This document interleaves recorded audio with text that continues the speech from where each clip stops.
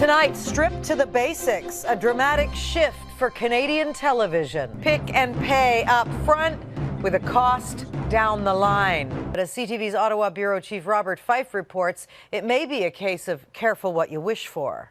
24-hour news stations like CTV News Channel and CBC News Network are cut out of the basic package. Interesting story in today's Globe and Mail about Bell Media. You see, the CEO of Bell Media, Kevin Crow, was furious with a decision made by the CRTC. That's the government regulator for TV and radio. Hey, that's fine. I'm certainly no defender of the CRTC, and I think it's fine for the president of Bell Media to be mad at them, but he wasn't just mad in a businessy way.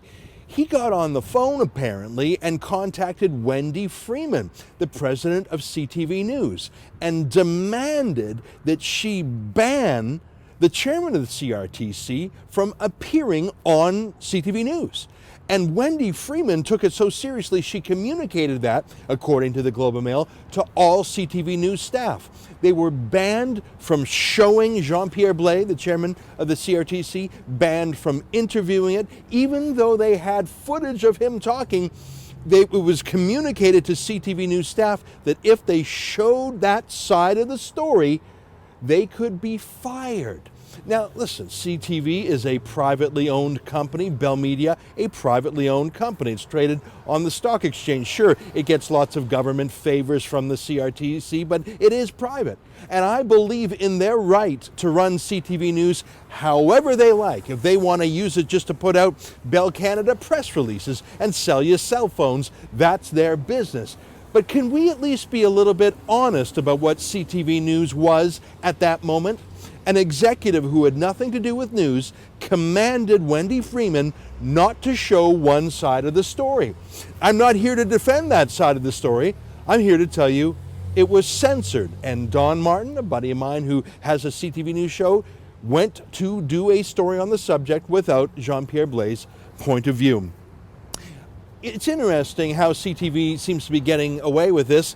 Remember just a few months ago, Amanda Lang of the CBC got into a pickle where because she was dating someone from the Royal Bank and she spoke out against a certain story, everyone said she was in a tremendous conflict of interest for having a personal reason for opposing a story. Now, that may or may not be true, but even if it was true, the allegations against her, they are 1% as grave as what we see here at CTV. I don't see a hullabaloo because, frankly, too many people work for CTV and Bell Globe Media. Hey, I got a question for you. Here we have evidence that the boss of Bell Media is interfering in the news on something that he cares about. Here's my question. Do you think this is the only thing that the boss of Bell Media interferes on CTV News about?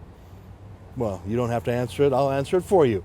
We know for a fact that the executives at CTV and the other media party companies interfere in the news and have decided to do that. In fact, through access to information requests of the CBC, we found out that these large broadcasters have created a little cartel.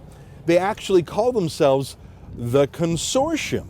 And the reason they set up the consortium is that the CBC was upset that some videotape of Justin Trudeau making a fool of himself on the CBC was used in a Conservative Party ad. Now, the CBC's own lawyers say that's perfectly lawful. You're allowed to clip things from TV news, show movie reviews. It's called fair dealing. The CBC says there's no legal case against any party for using news clips. But the consortium got together in secret and decided they wouldn't allow it. We're just 6 months away from a federal election.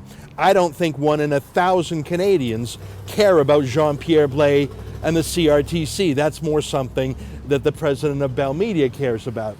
But if you're like me, you want to know all the news about the election, all sides of the story. And I think that Kevin Crow of Bell Media has proved that with CTV, we can't count on them to show all sides of the story. For TheRebel.media, I'm Ezra Levant.